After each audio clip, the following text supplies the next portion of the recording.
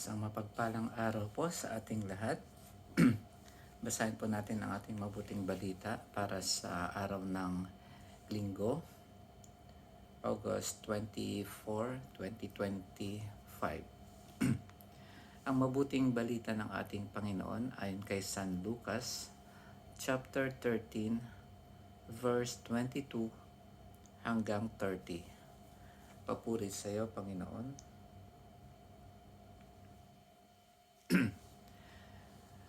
Nagpatuloy si Jesus sa kanyang paglalakbay. Siya ay nagtuturo sa bawat bayan at nayon na kanyang dinaraanan patungong Jerusalem. May isang nagtanong sa kanya, "Ginoo, kakaunti po ba ang maliligtas?" Sinabi niya, "Pagsikapan ninyong pumasok sa makipot na pintuan. Sinasabi ko sa inyo, marami ang magpipilit na pumasok, ngunit hindi makapapasok. Kapag ang pinto'y isinara na ng puno ng sambahayan, magtitiis kayong nakatayo sa labas at katok ng katok. Sasabihin ninyo, 'Panginoon, papasukin po ninyo kami.' Sasagutin niya kayo, 'Hindi ko alam kung taga saan kayo.' At sasabihin ninyo, 'Kumain po kami at uminom na kasalo ninyo, at nagturo po kayo sa mga lansangan namin.' Sasabihin naman ng Panginoon, 'Hindi ko alam kung taga saan kayo. Lumayo kayo sa akin, kayong lahat na nagsisigawa ng masama.'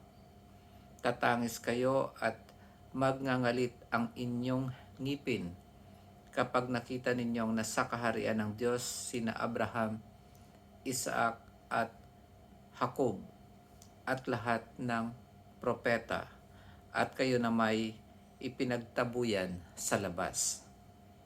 At darating ang mga tao buhat sa silangan at kanluran, sa hilaga at timog, at dudulog sa hapag sa kaharian ng Diyos. Tunay ngang may nahuhuling mauuna at may nauunang mahuhuli." Ang mabuting balita ng ating Panginoon. Pinupuri ka namin, Panginoong Hesukristo. Yun po ang ating mabuting balita sa araw ng Linggo. Ang sabi ng Panginoon ay makipot ang daan papunta sa kaharian ng Diyos. Makipot ba ang daan o pintuan? Pintuan. Sabi niya dito, makipot ang pintuan. Ganun pala ang pintuan papunta sa kaharian ng Diyos. Makipot lang siya. So, kung dadaan tayo dun sa malaking daanan, ay hindi pala yon ang pinto papunta sa kaharian ng Diyos. Ang naiisip ko dito na kung maliit lang ang pintuan na dinadaanan, parang naiisip ko na parang maliit siya na bilog, na ang eksakto lang ay ganun lang din kalaki ang pwedeng pumasok. Ang naiisip ko dito ay kung ano lang ang naaayon sa kaharian ng Diyos, yun lamang ang makapapasok. Katulad ng kaluluwa natin, ang makakapasok lang sa kaharian ng Diyos ay yung kaluluwa na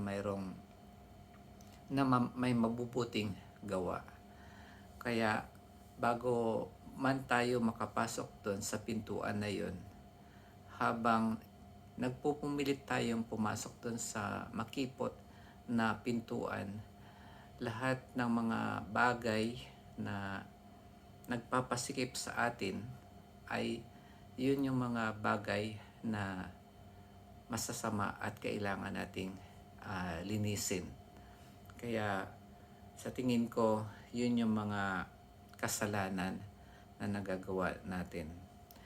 Nabanggit ko nga kahapon na ang napakahalagang bagay na dapat nating isipin ay yung magkaroon tayo ng pananampalataya, pag-asa at pag-ibig, dahil ang Diyos ay pag-ibig.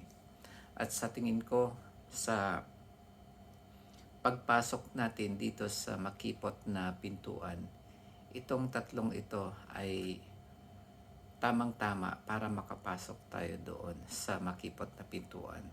Kung mayroon tayong pananampalataya sa Panginoon, kung mayroon tayong pag-asa na makapupunta tayo doon sa kaharian ng Diyos, at kung mayroon tayong pag-ibig sa Diyos at sa ating kapwa. Kaya yung ibang bagay na hindi natin kailangan kapag pumasok tayo dito sa makipot na pintuan ay matatanggal yun. At alam ko na napakahirap nun. Kaya kailangan natin ng tulong ng ating Panginoon sa pamamagitan ng Espiritu Santo. Sa pamamagitan ng Espiritu Santo, makakayanan nating gumawa at magawa itong tatlong bagay na ito. Ang pananampalataya, pag-asa, at ang pag-ibig. Sabi nga ng Panginoon, sa ganang tao lamang ay imposible ito. Pero sa tulong ng Diyos ay walang imposible. Kaya ganun pa man, sabi nga ng Panginoon doon sa mga kumakatok, saan ba kayo nanggaling? At hindi ko alam kung saan kayo nanggaling. Kasi ang alam lang ng Panginoon, ang pinanggalingan natin ay ang matuwid dapat na landas ang dapat pinapanggalingan natin, hindi yung sa landas na masama. Kaya parang sinasabi ng Diyos na dapat dumaan kayo doon sa matuwid na landas at hindi doon sa maling landas, kasi hindi yon ang pintuan, yung makipot na daan na nagaling sa maling landas. Yun ay ang pinanggalingan nun ay ang matuwid na landas o matuwid na daanan. Dahil sabi ng Panginoon, lumayo kayo kasi gumagawa kayo ng mga masasamang bagay.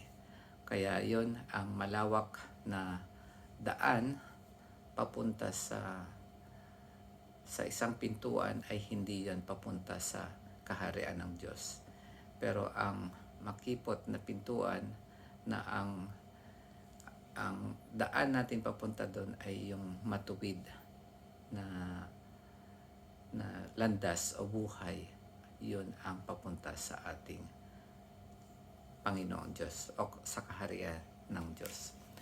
Yun lamang po sa araw na ito, at magkita-kita po tayo bukas sa panibagong reflection na naman natin. Happy weekend, at ganoon din naman salubungin natin ang panibagong araw ng Lunes. Bukas, panalangin ko na bigyan kayo ng kalakasan at bigyan kayo ng wisdom and knowledge para magawa nyo ang inyong mga tungkulin sa trabaho, sa inyong pamilya, at kung saan man kayo kinakailangan. Yun lamang po, maraming salamat sa pakikinig and God bless.